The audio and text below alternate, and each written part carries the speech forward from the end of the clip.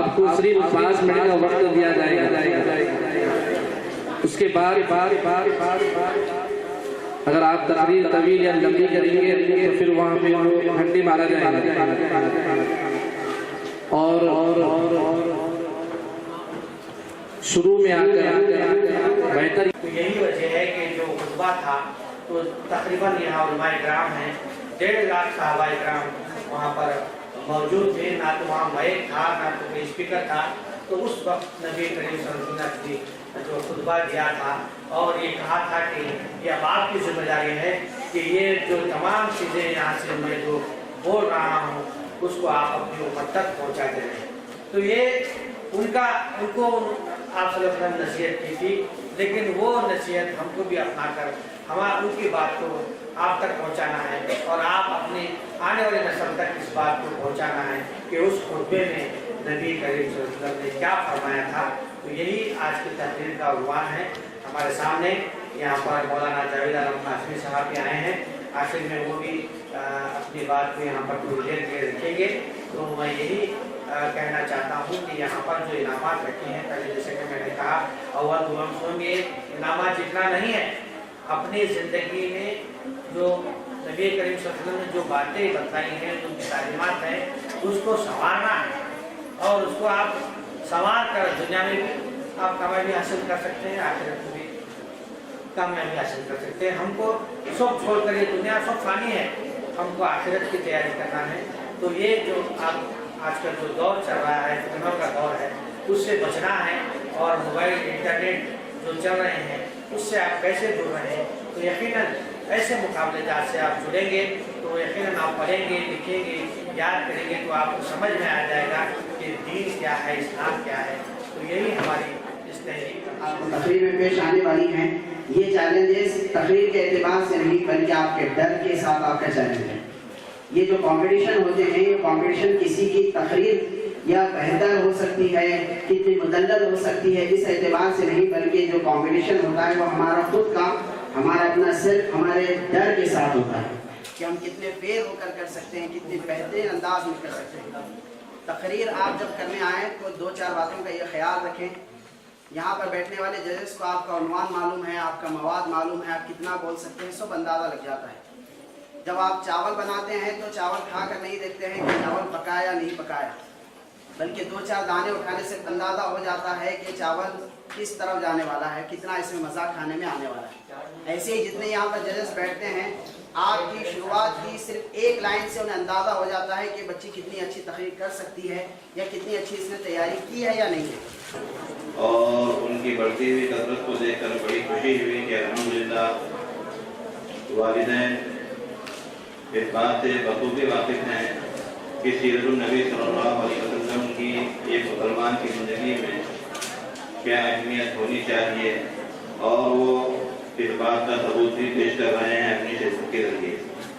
اور جیسا کہ مقابلہ جات منعقد ہو رہے ہیں, ان مقابلہ جات کی نگرانی علی جناب ڈاکٹر اصغر صاحب قبول فرما رہے ہیں, تو میں ان کو مبارکباد دیتا ہوں کہ اللہ تبارک و تعالیٰ, اور دعا کو ہوں کہ اللہ تبارک و تعالیٰ ان کی خدمات کو قبول فرمائے, اور ان کی جو پوری ٹیم ہے جس میں علماء کرام بھی شامل ہیں, حفاظ کرام بھی شامل ہیں, عمائدین شہر بھی شامل ہیں, اور دانے کرام بھی شامل ہیں, ان تمام کی خدمات کو قبول فرمائے. کیونکہ وقت کافی ہو چکا ہے, زیادہ وقت نہ لیتے ہوئے میں اپنی بات کو کی شان میں جو بھی گستاخی ہوگی جیسی ہوگی اس کا ہم امن کے ساتھ, رحمت کے ساتھ, رحمت کی زبان میں نبی پاک صلی اللہ علیہ وآلہ وسلم کی مشن کو انشاءاللہ آگے بڑھائیں. مقابلہ اعلیٰ خصوصاً علی جناب ڈاکٹر محمد اصغر قبول صاحب اور جملہ پارٹیسپینٹس, اللہ کے فضل و کرم سے یہ 7واں اسٹڈی سینٹر کا ہمارا سیرت النبی اسٹڈی اینڈ ریسرچ سینٹر کا ایک مقابلہ. جناب اصغر قبول صاحب گویا ایک میسج دے رہے ہیں کہ میں اکیلا ہی چلا تھا جانب منزل, مگر لوگ آتے گئے, کارواں بنتا گیا. الحمدللہ یہ 7واں مقابلہ ہے. بہت ہی زیادہ تعداد طلباء کی دکھ رہی, بڑی خوشی ہوئی, مسرت ہوئی. آج کا ہمارا جو عنوان ہے مقابلے کا, اس کے بارے میں 2-3 باتیں میں عرض کر کے بات کو ختم کروں گا, اس لیے کہ میں جانتا ہوں کہ آپ بہت منتظر ہیں مقابلے کے لیے. تو یہ آج کا عنوان ہے. کون سا عنوان کا نام کیا ہے؟ خطبہ حجۃ الوداع میں کیا ہوا ہے آپ کو پیش کرنا ہے. جو کچھ ہوا ہے، جو کچھ باتیں آپ صلی اللہ علیہ وسلم نے بتائی ہیں کہ امان عالم کا منشور ہے، قیام امان عالم کا منشور، یعنی ایک بائی لاز ہے انسانیت کو بچانے کا، ہیومینٹی کو بچانے کا. تو اس کے بارے میں آپ جتنا کچھ پڑھے ہیں، یوں سمجھیں کہ آپ 10 پوائنٹس پڑھے ہوئے ہیں. اگر 5 پوائنٹس کو بھی آپ اچھے انداز میں پیش کرتے ہیں تو یہ آپ کے لیے بہت بڑی اچیومنٹ ہے. ہمت مردہ مدد خدا کی بات پہلے پرانے اپنے ہیں. ہمت عورتیں مدد خدا ہے، کیونکہ ہر فیلڈ میں عورتیں اور بچے لڑکیاں ہی آگے ہیں. آپ خود پیپر میں دیکھتے ہوں گے، ٹی وی پہ دیکھتے ہوں گے، لڑکیاں ہی سبقت لے جا رہے ہیں ہر فیلڈ میں، ہر میدان میں، تعلیم میں ہو، کھیل میں ہو، کسی بھی فیلڈ میں ہو. اس لیے آپ اچھی محنت کیجئے، یقیناً خدا آپ کا ساتھ دے گا. اس لیے مثال وہ پرانی مثال جو موقوف ہو گئی، ہمت مردہ مدد خدا، آج کل ہمت عورتیں مدد خدا ہے.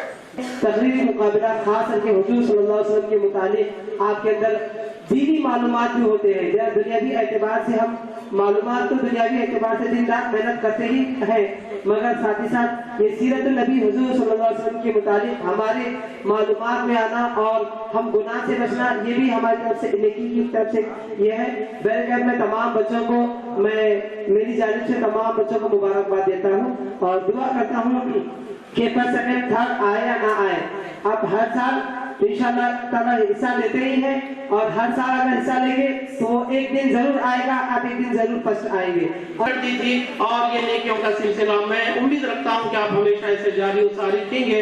قابل مبارکباد ہے اس کا انتخاب کرنے والے، اہتمام کرنے والے، انتظام کرنے والے، اور آپ تمام ہی جو اس وقت یہاں پر جلوہ نما ہونے آئے ہیں. میں تمام کا تہ دل سے ویلکم بھی اور مشکور ہوں. پتہ چلا اسلام میں بیان کی بہت بڑی اہمیت ہے. آپ دیکھیں گا کہ رسالت پاک صلی اللہ علیہ وآلہ وسلم جب آپ کہیں اپنے قافلے کو بھیجتے، جب صحابہ کرام کا قافلہ جب جاتا کہیں پر اسلام کی دعوت دینے کے لیے، رسول کریم رؤوف الرحیم کی دعوت دینے کے لیے، تو حضور صلی اللہ علیہ وسلم تمام صحابہ کرام کو بلا کر اس میں سے جو صحابی رسول کا ٹاکنگ پاور مضبوط ہوتا، جو صحابی رسول اچھا بول سکتے، جیسے کہ جعفر طیار کے بارے میں ہمیں ملتا ہے کہ جب آپ نجاشی کی دربار میں جب پہنچے، وہاں پر آپ کو رہنے نہیں دیا جا رہا تھا. خطبہ حجۃ الوداع عالمی قیام امن کا منشور، یہ وہ عظیم خطبہ ہے جو رسول رحمت صلی اللہ علیہ وسلم نے سن 10 ہجری میں میدان عرفات میں ارشاد فرمایا. یہ خطبہ نہ صرف اسلام کا خلاصہ ہے بلکہ پوری انسانیت کے لیے امن، مساوات، انصاف کا پیغام ہے. نبی کریم صلی اللہ علیہ وسلم نے فرمایا، اے لوگوں، تم سب آدم کی اولاد ہو اور آدم مٹی سے بنائے گئے. یہی جملہ عالم آمن کا پہلا اصول ہے. یہی ہے آمن کا پیغام محمد، کسی پر ظلم نہ ہو، نظم محمد. یا نہیں، اے لوگوں، تمہاری جاتیں، تمہاری مال اور عزت یقیناً دوسروں کے لیے اس احترام کے لائق ہے جیسے کہ تم آج کے دن اس شہر اور اس مہینے کا احترام کرتے ہو.